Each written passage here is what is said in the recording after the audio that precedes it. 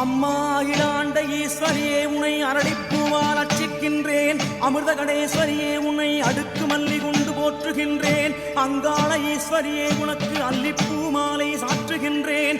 ஆரல் வாய்மொழி அம்மையே அதில் நாராய் நான் இருக்கின்றேன். முத்தாலம்மா உன் திருமேனி மணக்க முல்லைப்பூ போடுகின்றேன். தாம் தோன்றி அம்மையே உனக்கு தாமரை பூ சாற்றுகின்றேன். காளிகாம்பா உனக்கு கதம்பம் கட்டி போடுகின்றேன். வக்ரகாளியே அதில் நான் வாடா மல்லிகையாய் வாழுகின்றேன். மகாமாரியே பத்துமலை சித்தனின் தாயே உனக்கு பவள மல்லிகை மஞ்சள் அரளி காவேரி முல்லை மறிக்கொழுந்து அத்தனையும் சாற்றுகின்றேன். உன்மனம் குளிர்ந்ததோ அம்மா குளிரவில்லை என்று சொன்னால் அம்மா என் ஆன்மா என்னும் வாடாத மலரை கொண்டு உனக்கு சமர்ப்பணம் செய்கின்றேன்.